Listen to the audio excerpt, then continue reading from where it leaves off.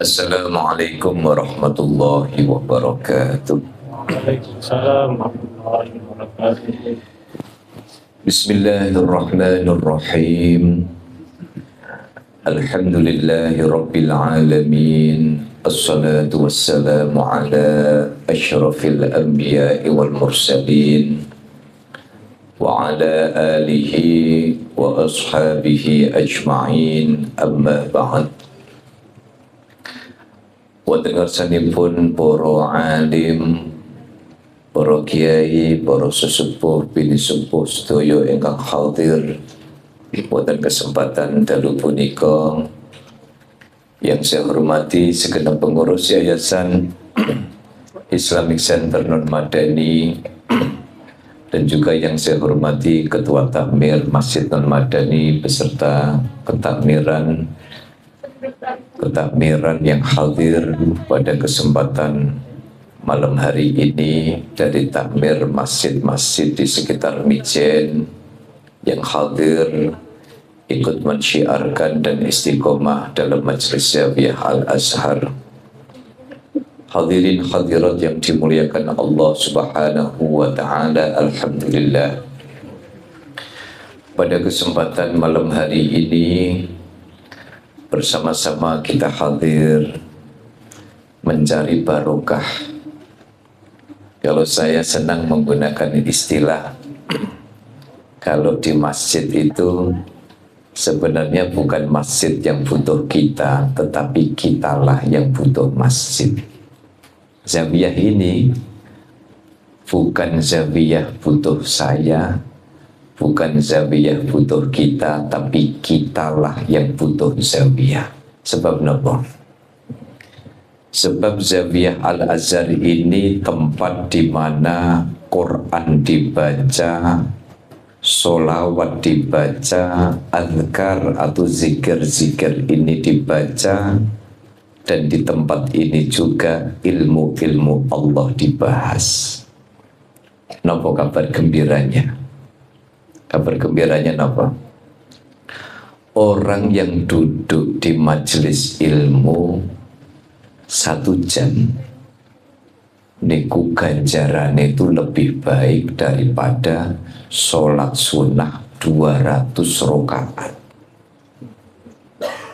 Pak Budi jenengan saged bayangno sholat sunnah 200 rakaat itu kira-kira boyo entah betul. Okay. Wong nembe lenggah mawon wis gonta-ganti posisi. Gitu. Oke. Nggih. Soalnya situ memang ukuran Pak Pur. Nah, kalau itu ukuran S dipakai XL. Gitu. Okay.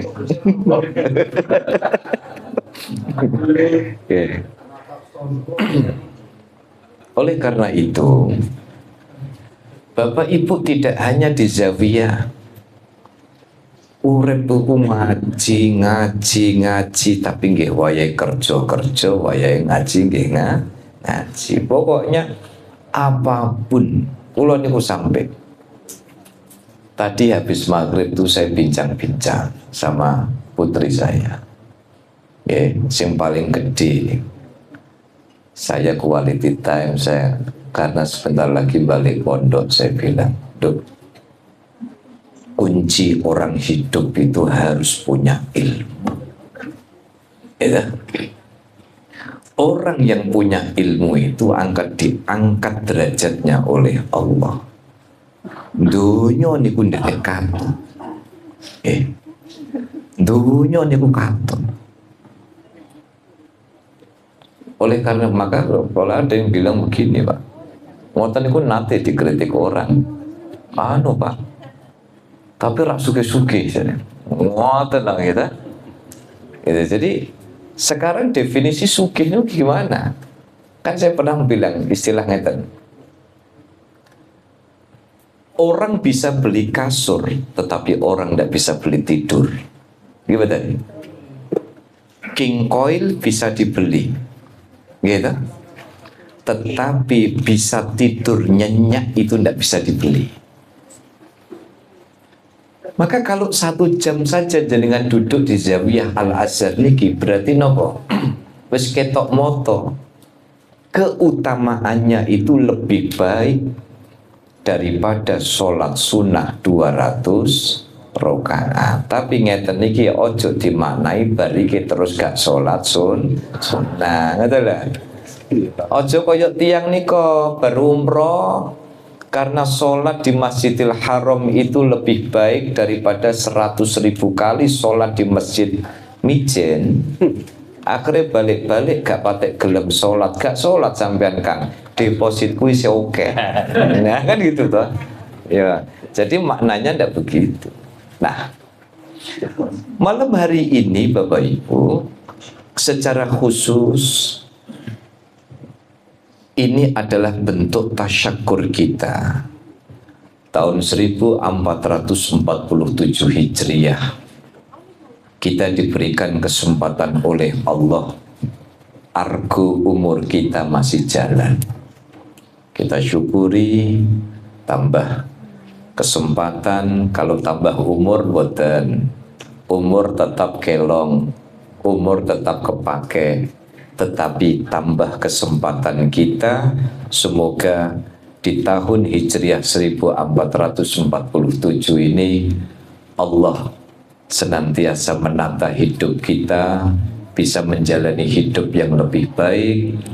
Dan saya juga doakan, alhamdulillah hampir setiap sholat nggih kula nindungun dari kula cangking seluruh jamaah Zawiyah Al-Azhar, semugi-mugi ditata hidupnya, diberkahi hidupnya, gampil anggenipun matus rizki engkang barokah, sehat jasmani, sehat rohani, kapungkasan bi husnil khotimah, lan mugi menjang pinaringan syafaatul uzma yaumal kiamati, amin Allahumma amin. Para rawuh sami,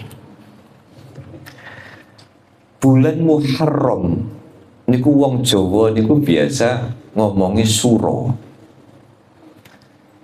Kata suro niki sebenarnya asal muasal katanya itu dari kata asyaro. Asyaro itu artinya 10, lalu menjadi bilangan bertingkat menjadi asyir. Lalu di situ ada tambahan wawu dengan hamzah di belakang menunjukkan kekuatan maknanya atau taukidul ma'ani. Maknanya niku saking dahsyatnya. Asyir menjadi asyura. Asyura itu artinya tanggal 10 yang istimewa. Cuman orang Jawa niku biasanya dipetil kali buntute tok. Nggih. Mbah-mbah dulu niku karena lidah niku kuandel karo gaplek. Kon ngomong asyura ngoten niku wangel. Dadine dipetil burine dadine sura. Ngoten lho.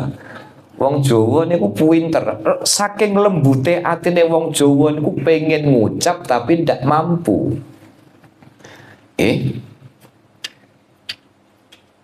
Kon ngomong biiznillah ndak bisa, malah ngantile, malah delala.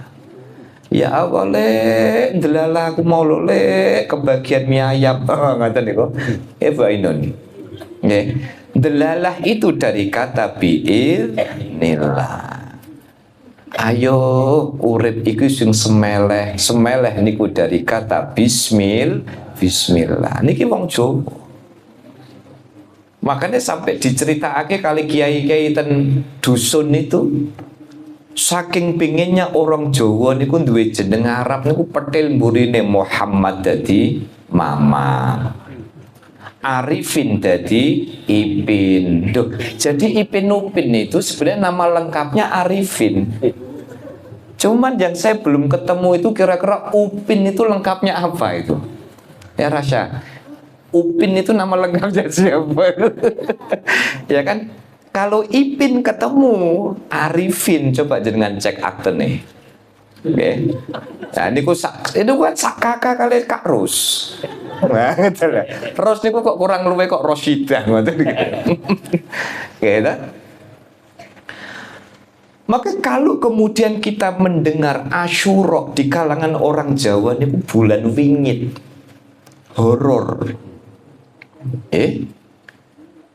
Tapi kita sebagai umat Islam perlu mulai nata bahwa cara pandang yang demikian itu tidak salah dan tidak sepenuhnya salah. Mangke kula paringi bekal kedik-kedik supados napa ngadepi urip niki mboten usah kenceng-kenceng. Ojo urip niku ojo kakean serius. Ben serius niku urusane Iran kali Israel.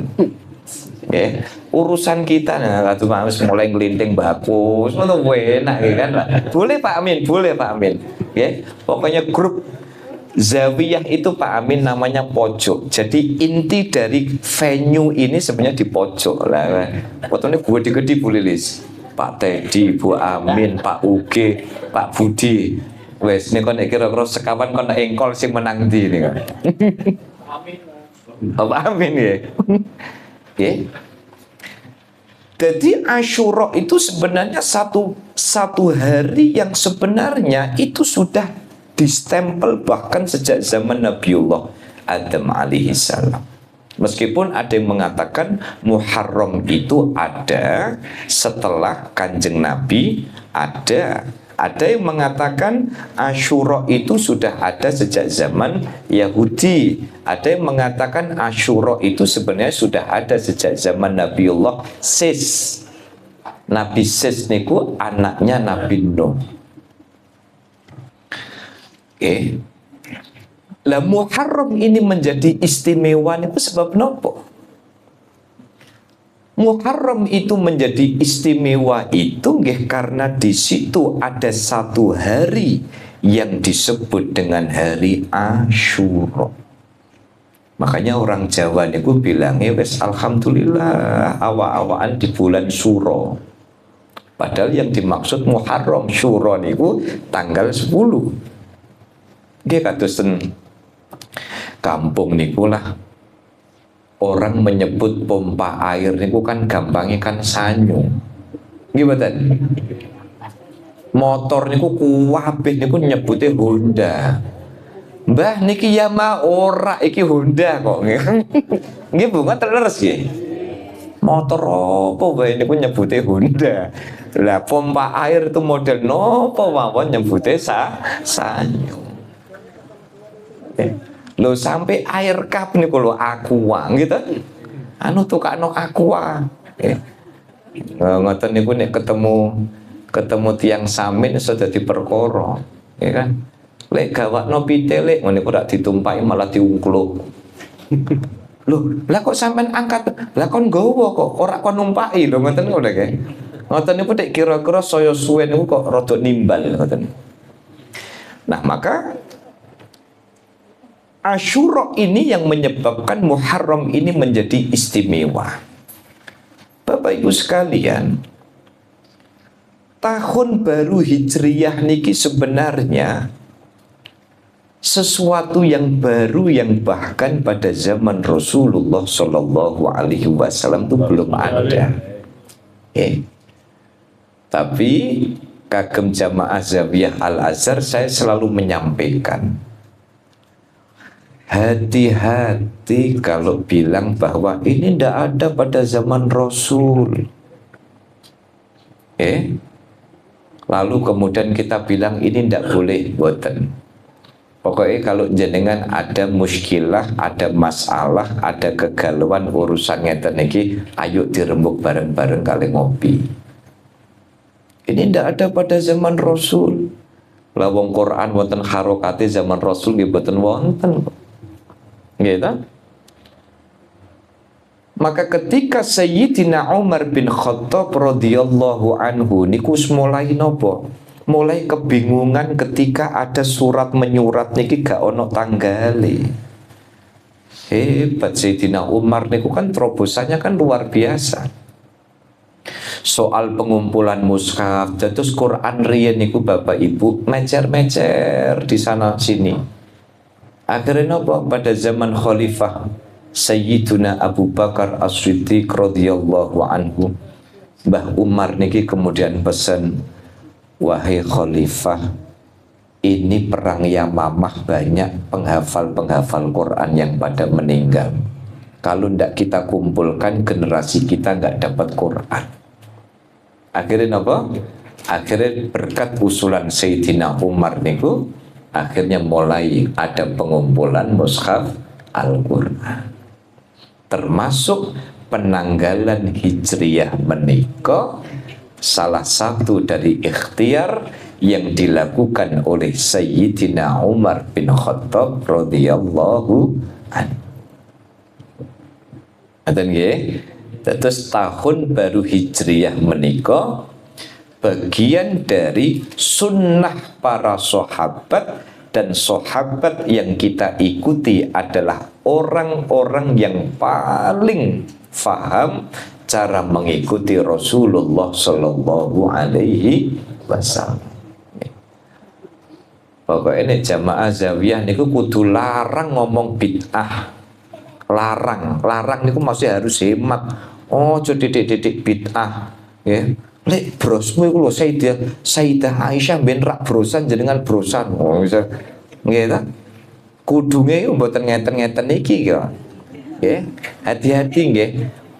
Kalau di sana sini monggo, tetapi khusus jamaah Zawiyah Al-Azhar saya sampaikan nggih, kuatkan persaudaraan dengan sesama yang bahkan berbeda. Nggih. Jangan gampang ngomong bid'ah. Sebab kalau kita dalami Islam ini dengan seutuhnya, okay, jadi ilmu syariat ini kudu kuat riyen. Okay. Makanya kula niki maos napa Tuhfatul Mardiyah niku rada ngati-ngati supaya napa syariat dikuatin, okay, supados napa perjalanan hidup niki gadah cekelan. Oleh karena itu maka penanggalan hijriyah menika bagian dari apa yang dirumuskan oleh Sayyidina Umar bin Khattab radhiyallahu anhu ketika mengalami kesulitan tata persuratan dari dari gubernur Basrah pada saat itu, Abu Musa al-Asy'ari, ala sawab niku Abu Musa al-Asy'ari, karena waktu itu minta dibukakan filenya ndak ada tanggalnya, hingga akhirnya ada rundingan. Ini kira-kira tahun baru hijriah ini ngambilnya dari mana? Kenapa ndak ambil dari Rabiul Awal ketika Nabi lahir? Kenapa ndak ngambil ketika Rasul wafat? Akhirnya kemudian ada sahabat yang mengusulkan, sudah ambilkan 1 Muharram berkenaan dengan hijrahnya Rasulullah Sallallahu Alaihi Wasallam, hingga kita mengenal apa yang disebut dengan tahun baru hijriah. Bapak Ibu, syura ini menjadi bagian penting di dalam sejarah. Tercatat banyak sekali ya. Pokoknya syura niki kula pengen memberikan materi dari sudut pandang Islam. Orang Jawa niku ndak berani Pak Bu, ten Jepara niku rak wani, aja mantu ya nek wulan syura, betul betul. Aja mantu, aja nyunat, aja pindah-pindah omah. Nggih. Itu wong Jawa. Terutama di kawasan Pantura niku, aja mantu.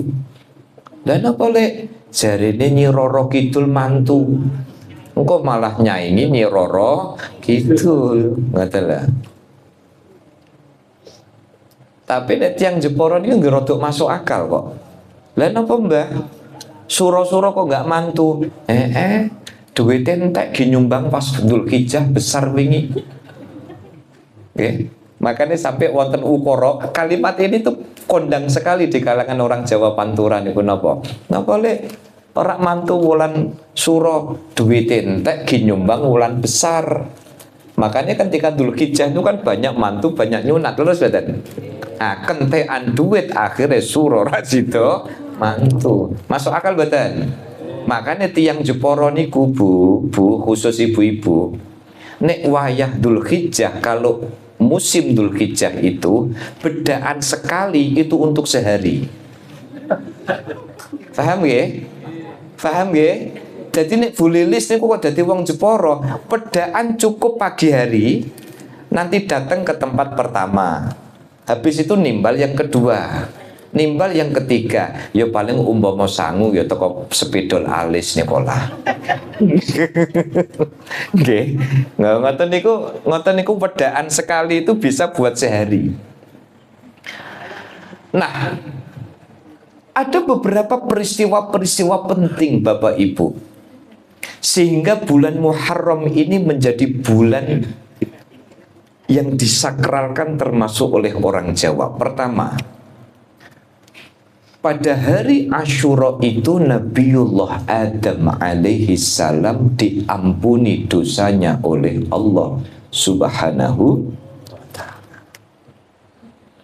Jadi ketika Nabi Adam dan Mbah Siti Hawa itu makan buah, yang buah itu disebut dengan buah khuldi, lalu diturunkan ke bumi, itu Nabi Adam 40 hari 40 malam itu tidak makan, tidak minum. Coba jangan bayangnya Mbah Nabi Adam itu 40 hari 40 malam tidak mau makan, tidak mau minum, gara-gara nopo? Malu dan takut dengan Allah, diturunkan dari surga. 100 tahun nangis, Pak.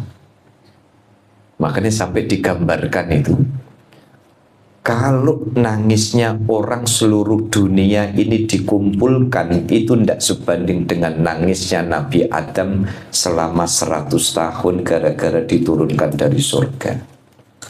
300 tahun tidak mau menghadapkan wajahnya ke langit, itu saking malunya dengan Allah Subhanahu wa ta'ala. Lah, 10 Muharram atau di hari Asyura ini, Nabiullah Adam dan Sayyidatuna Hawa diampuni dosanya oleh Allah Subhanahu wa ta'ala. Makanya terus jadi hari bersejarah. Nomor kali loro cekak aos mawon. Nabiullah Nuh alaihi salam itu diselamatkan oleh Allah ketika terjadi banjir bandang. Masih ingat guys cerita lama?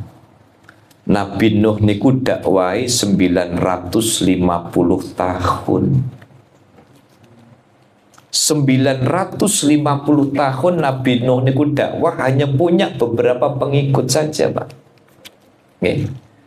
Makanya nek cara ibu-ibu nek akal bisnisnya itu jalan, Bu. Jenengan dek kira-kira gawe TPQ nopo gawe majelis taklim setahun gak ono murite niku kira-kira otak bisnisnya pengen gawe kos-kosan apa mboten, Bu? Bu, gawe kotak kelas 3 kelas lalu ndak ada muridnya, malah duit habis buat bayari flyer, buat bayari MMT. Ngoten niku kira-kira lengkap 1 tahun jenengan bertahan pengen golek murid nopo arep gawe kos-kosan. Nah niki bedone jenengan kali Nabi Nuh. Nabi Nuh niku 950 tahun dakwah cuman punya beberapa. Nabi Nuh, Nabi Lut niku termasuk nabi yang ketika dakwah itu sing ribeti niku anake ya bojone. Adalah siapa penentangnya? Dia istrinya sendiri. Siapa penentangnya? Dia anaknya sendiri. Meskipun ada satu riwayat mengatakan Nabi Nuh itu punya 2 istri. Yang satu namanya Esmerah, ya yang satu niku saya lali niku karena cerita lawas sekali nih. Niku punya anak yang dari Esmerah itu punya anak namanya Yafis, Ham, Syam. Yafis, Ham, Syam. Lalu dari istri yang kedua itu punya anak 2 namanya Balus dan Kan'an. Jadi Kan'an dengan 3 anak ini sebenarnya beda ibu. Nah, iblis datang dengan ngertos. Cobaan istrinya Nabi Nuh niku nopo? Cobaan istrinya Nabi Nuh niku gara-gara nopo? gara-gara hartanya dihabiskan Nabi Nuh untuk dakwah. Saya baru tadi siang, Pak. Saya tadi siang itu ketemu sama sopirnya Gus Alam almarhum. Kebetulan ujian skripsinya saya yang uji, saya baca CV-nya. Profesi SK. SK ini sopir kiai, betul Sunan Kuning. Ada membernya enggak ini? Malah tuting-tutingan. Loh, kita MBN tahu ketemu gitu. SK niku sopir kiai. Tadi pagi itu, nah saya ketemu sama salah satu, ya sopirnya kiai kan banyak lah. Salah satunya itu mahasiswa saya. Dan itu ngepasi hari itu mau diajak ke Brebes itu. Nah ini bagi tugas ke Pekalongan. Jadi dilalah. Dan itu satu rombongan itu kan ada 5. Bukan itu yang intinya adalah sopirnya ini cerita. Jadi mobilnya Gus niki karena cerita baik untuk almarhum niku boleh diceritakan. Niku nambahi ganjaran. Jadi Gus Alam niku ngentekno napa mobil buat apa? Bangun pesantren.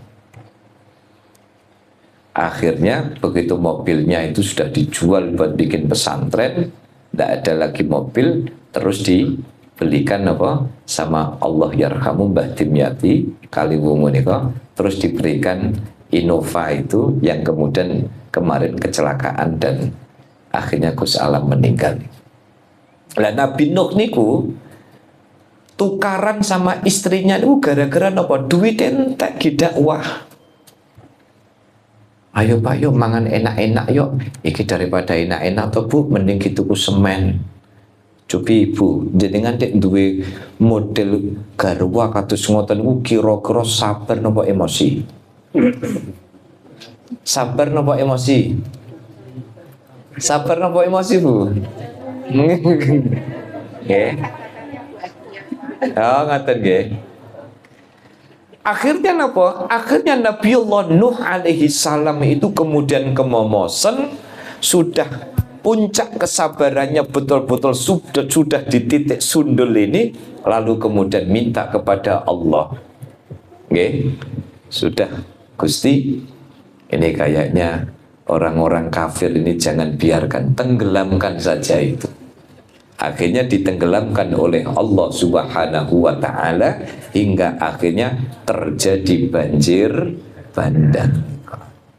Nah itu diselamatkan ketika kapalnya itu mendarat di Jabal Juhdi. Itu terjadi pada tanggal 10 di bulan Muharram.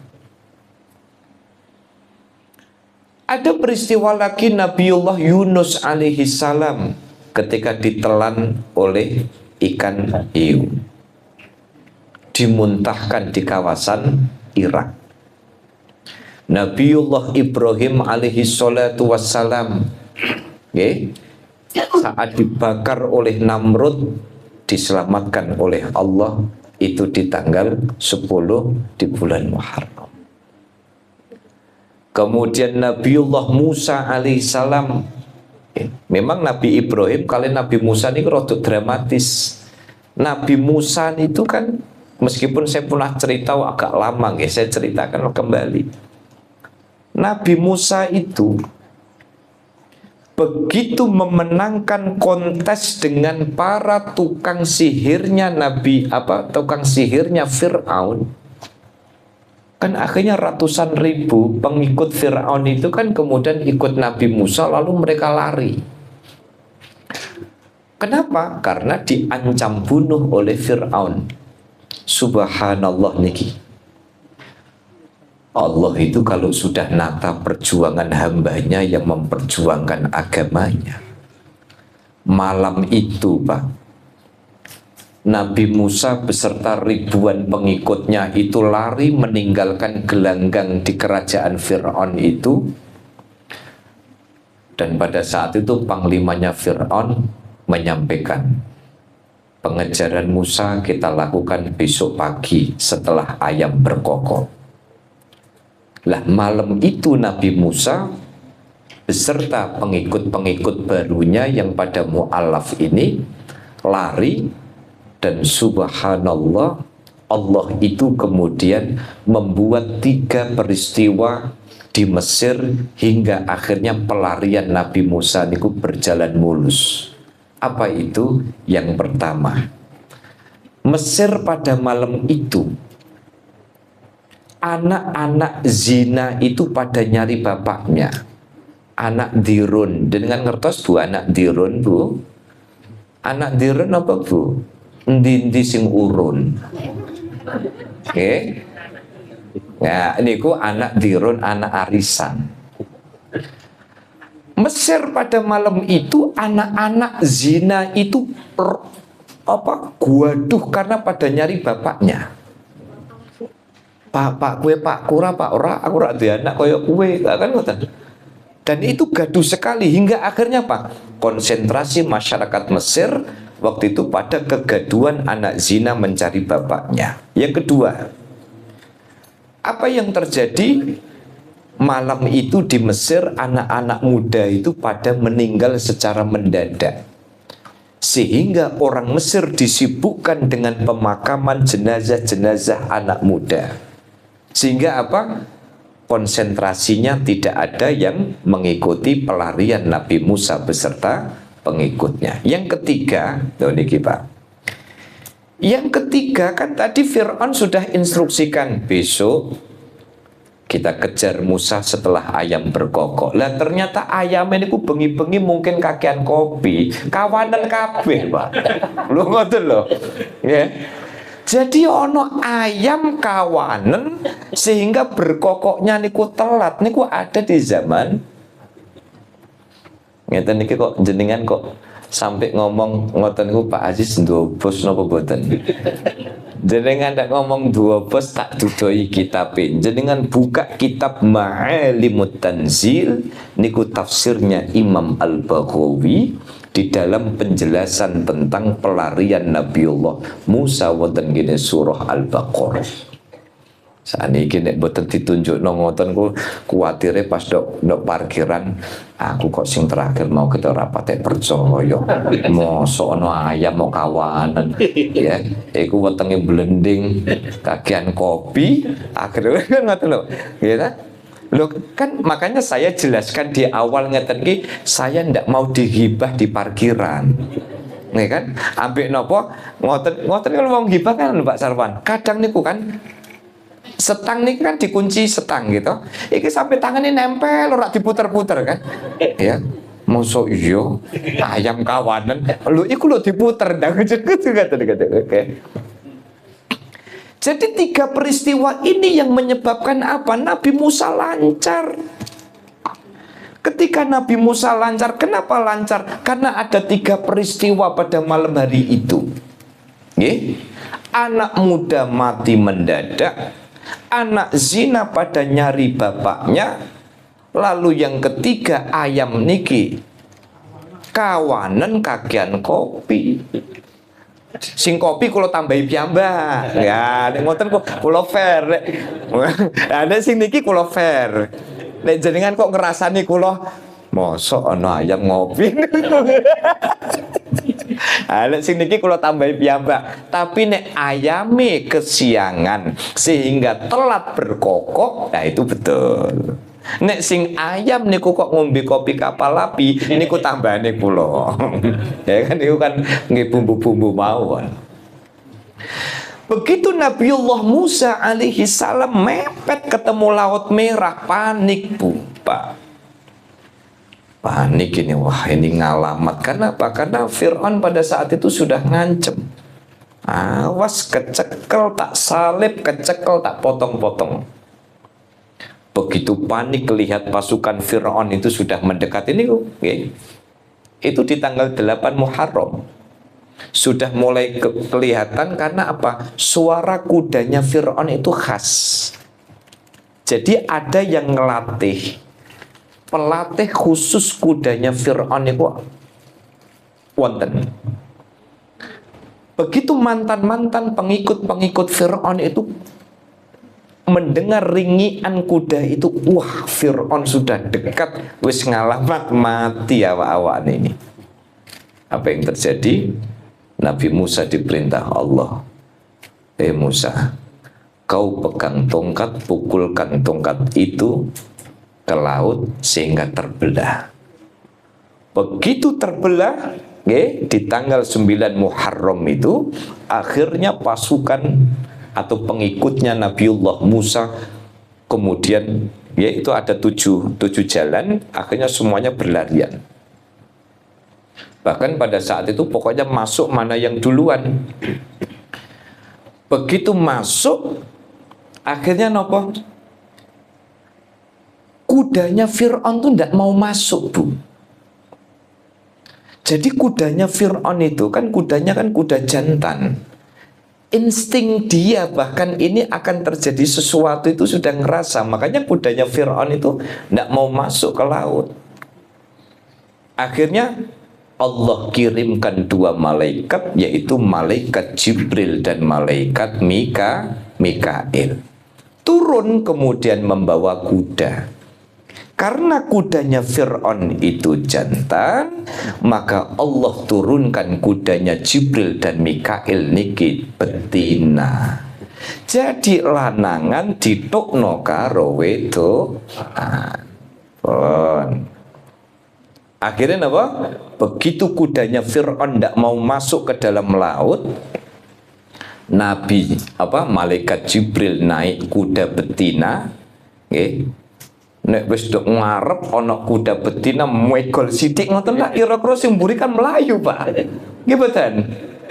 Betul enggak Pak Budi? Betul. Akhirnya kudanya Fir'aun yang jantan itu begitu ngiwil lihat kudanya sinten? Kudanya malaikat Jibril yang betina langsung dikejar. Dadi nek ana lanang kan ngejar wedokan awit biyen sampun wonten. Ngaten lho nggih. Nah, Allah pengen mempercepat supaya Fir'aun ini segera sampai di laut, di tengah laut. Akhirnya apa? Malaikat Mikail turun dengan kuda betina, tetapi di belakangnya Fir'aun. Maka nek ana wedokan ngejar lanangan awit biyen nggih sampun wonten. Akhirnya kuda Fir'aun yang jantan diapit kuda betina di bagian depan dinaiki malaikat Jibril, di bagian belakang itu kuda betina dinaikin malaikat Mikail, uber-uberan. Begitu sampai di tengah, Jibril dan Mikail naik. Nah, disitulah kemudian berakhir tragis hingga akhirnya Fir'aun meregang nyawa. Itu terjadi pada hari Asyura. Nah, salah satu peristiwa penting, pun setengah sedasa pun kula badhe tutup. Salah satu peristiwa penting yang perlu menjadi renungan kita, dan ini seringkali jadi rujukannya wong Jawa.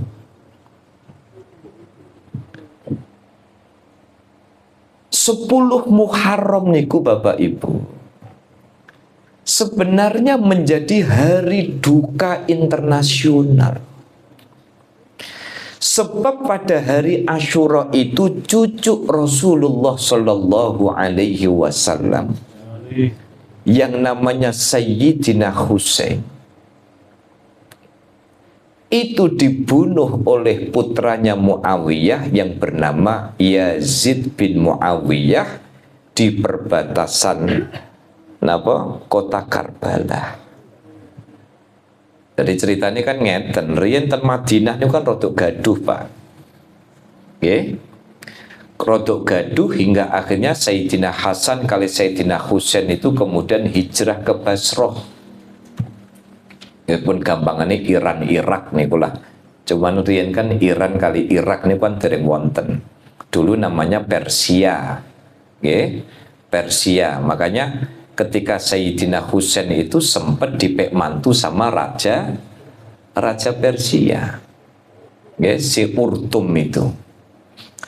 Kemudian masuk Islam. Jadi di Persia ini wonten peradaban. Ini sering diceritakan sama kiai-kiai di kampung.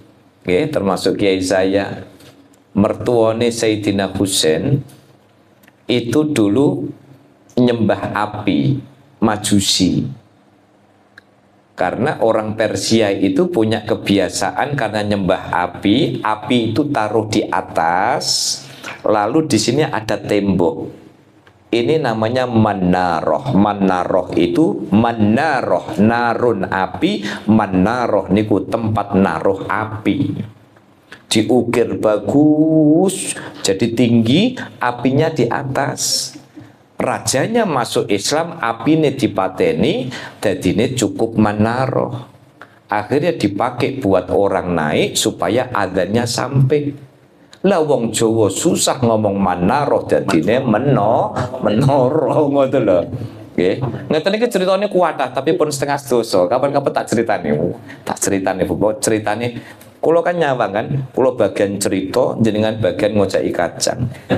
Ngowe enak nggih bagi tugas lagi. Begitu. Pun niki rada tak cepet-cepeti karena niki cerita sampai jam 12 mawon mboten rampung. Akhirnya napa begitu terdengar kabar bahwa di Madinah itu ada huru-hara Sayyidina Utsman terbunuh. Khalifah yang ketiga terbunuh, akhirnya Sayyidina Hasan dan Sayyidina Husain kemudian balik ke Madinah. Begitu balik ke Madinah situasinya tambah kacau.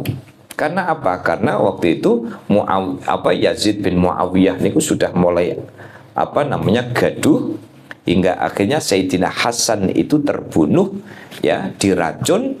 Nah, melihat situasi itu lalu Sayyidina Ali terbunuh pun terus bunuh-bunuhan.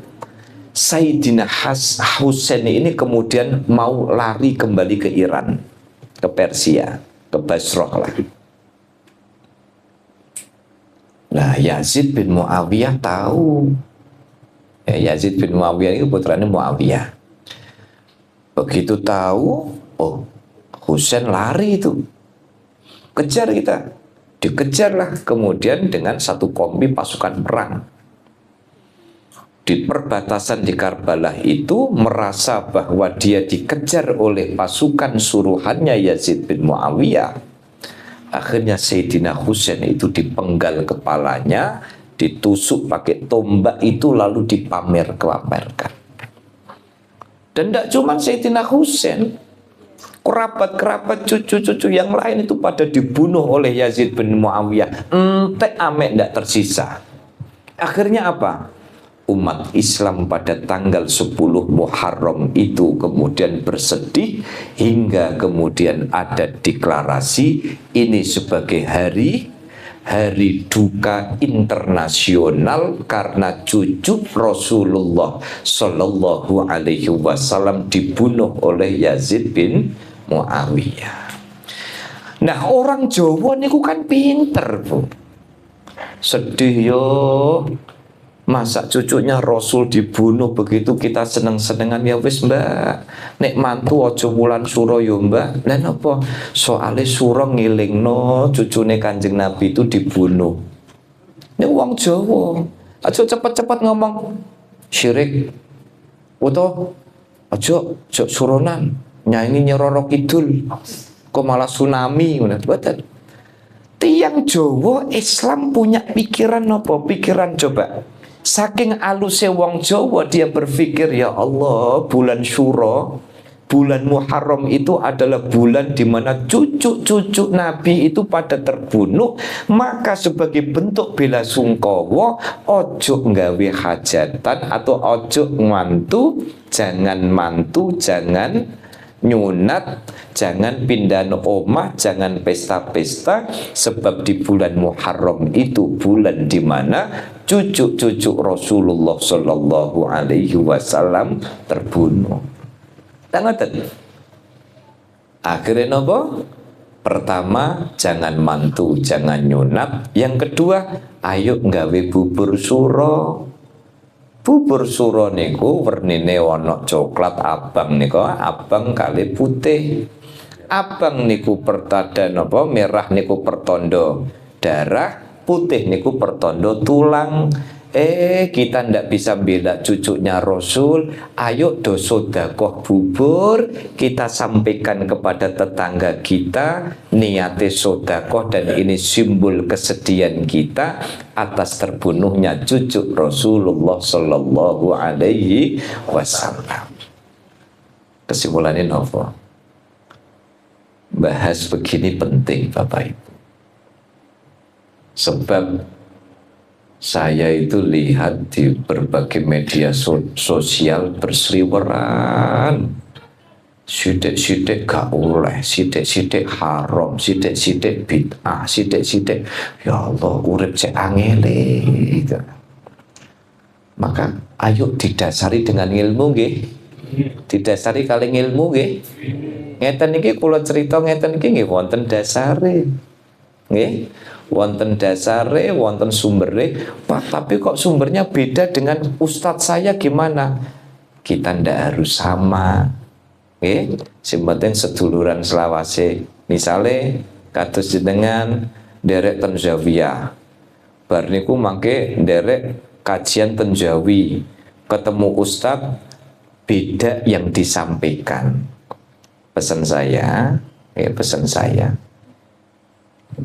jangan diadu. Tidak perlu diadu. Sumber ilmu macam-macam. Tapi saya cuma minta satu kepada jamaah Zawiyah. Jangan suka menyalahkan orang. Gak cocok menang wae. Jadi nggak tak cocok. Ojo kok gara-gara ngaji ten Zawiyah nok jopo ketemu ngaji rada beda. Gak. Aku Selasa bengi ngene ngaji paling ngarep kok. Lah mbok rungokno. Iya, lah paham. Yo kadang. Kemloto malah gak paham. Ndak. Pokoknya jamaah Zawiyah niki semangatnya adalah semangat ukhuwah. Makanya kenapa di Zawiyah ini saya tidak mau bawa identitas hijau. Saya tahu kok.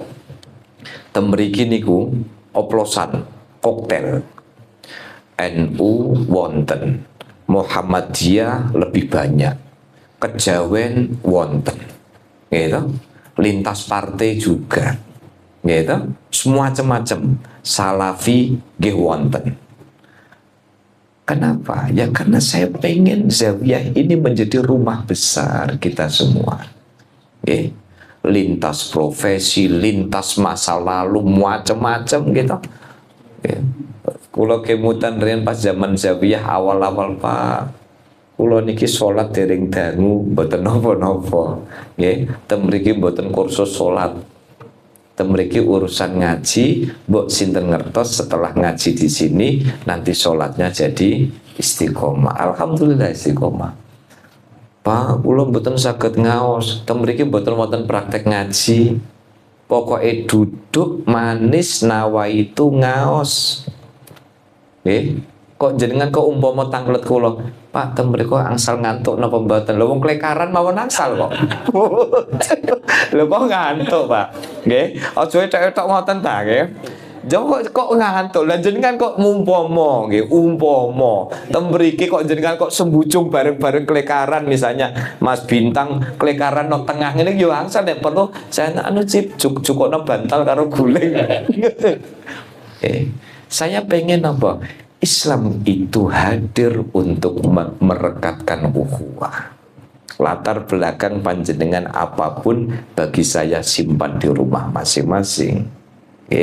Saya senang jenengan hadir di sini dengan semangat yang sama. Nopo? Jenengan kudu bikin seneng Kanjeng Nabi. Kanjeng Nabi itu kalau lihat umatnya itu udah rukun, itu senang. Makanya kan kenapa saya tidak bosan selalu menggunakan istilah sesama umat Islam itu semangatnya itu semangat masuk surga bareng-bareng. Ojo pengen mlebu swarga dhewe. Gitu. Makanya kalau nek misalnya jalurku kali jalure jenengan beda, Bu, nek umpama saya ndak boleh lewat pintu yang sama, aku tak lewat pintu belakang. Kalau ndak boleh lewat pintu, aku tak melompat jendelane swarga. Kan saya pernah cerita tuh. Swarga niku gedene tuh arduhas samawati wal ardh.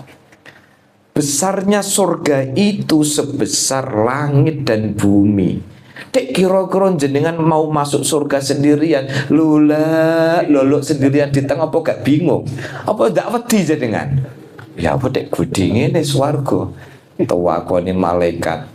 Nggih, takon karo malaikat. Lho Mbah, lah niki sanese pundi? Ah iku dono teras lah sampean biyen rokan roko wae yo. Mlebu swarga dhewe. Apa gak wedi jenengan mlebu swarga dhewe? Nah, umat Kanjeng Nabi niki bikinlah seneng Kanjeng Nabi. Gimana caranya? Apapun latar belakang kita. Kula bu terus terang. Orang tahu kok, saya ini orang NU. Saya ditanya, jenengan untuk NU tenanan Pak?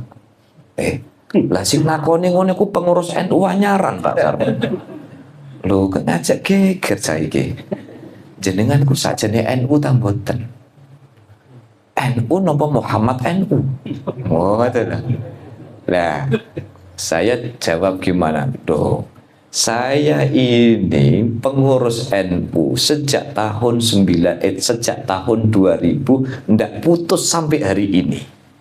Saya pengurus wilayah Nahdlatul Ulama Jawa Tengah. Nah, tapi kok soalnya dia tahu saya suruh ngisi di tempatnya Muhammadiyah, saya masuk. Salafi ngundang saya, oke, gitu. Kenapa? Ya karena semangat saya cuma satu kok.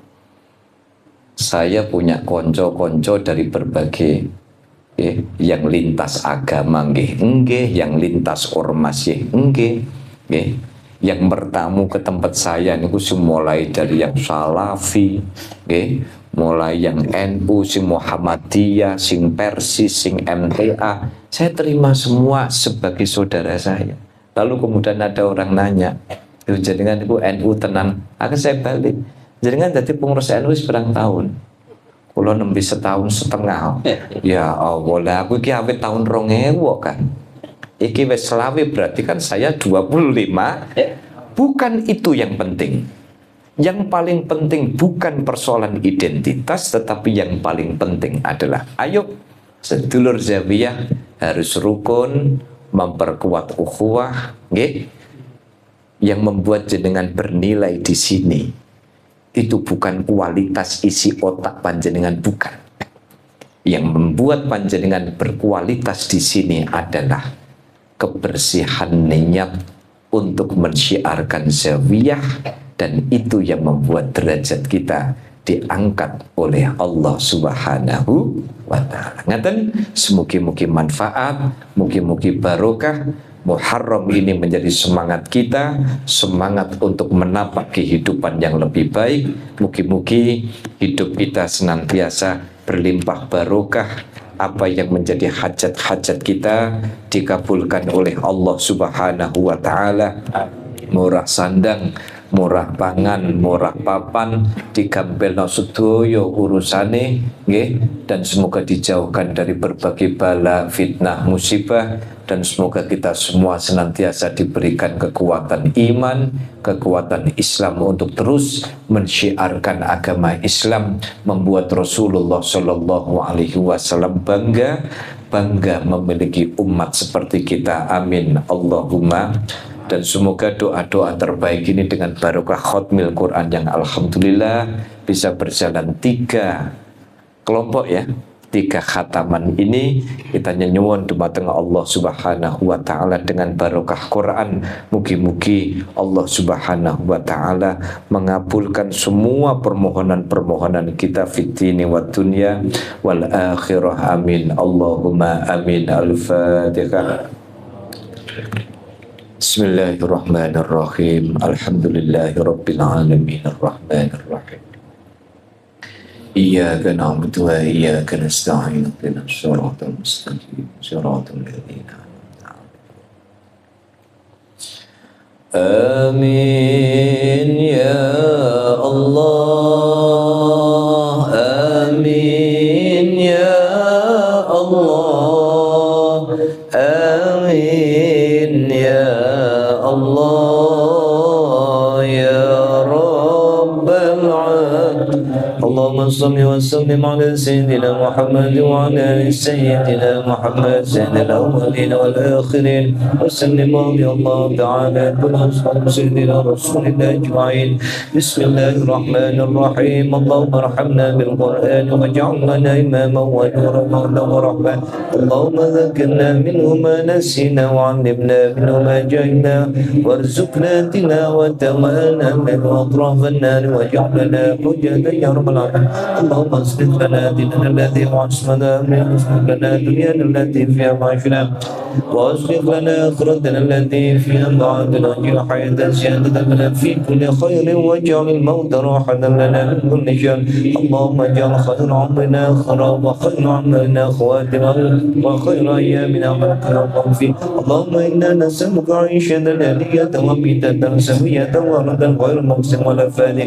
اللهم إنا نسألك خير المسألة وخير الدعاء وخير النجاة وخير العلم وخير العمل وخير الثواب وخير الحياة وخير الممات وثبت وسكر موازيننا وعلق إيماننا وارفع درجاتنا وتقبل صلاتنا واغفر خطايانا ونسألك العلم ومن نسألك موجبات رحمتك وعزم مغفرتك والسلام من كل إثم والغنيمة من كل بر والفوز بالجنة والنجاة من النار.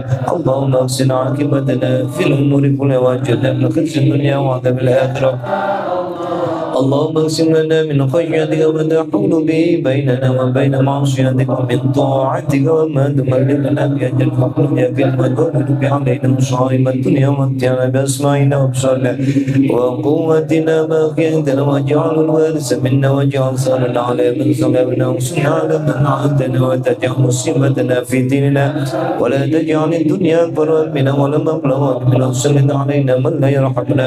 اللهم لا تدع لنا ذنبا إلا غفرته ولا هما إلا فرجته ولا دينا إلا قضيته ولا حاجة من حوائج الدين والدنيا والآخرة إلا قضيته يا أرحم الراحمين. ربنا آتنا في الدنيا حسنة وفي الآخرة حسنة وقنا عذاب النار. صلى الله على نبينا محمد وعلى آله وأصحابه وسلم تسليما كثيرا والحمد لله رب العالمين. بسر الفاتحة. أعوذ بالله من الشيطان الرجيم. بسم الله الرحمن الرحيم. والحمد لله رب العالمين الرحمن الرحيم مالك يوم الدين. إياك نعبد وإياك نستعين اهدنا الصراط المستقيم صراط الذين أنعمت عليهم غير المغضوب عليهم ولا الضالين. آمين.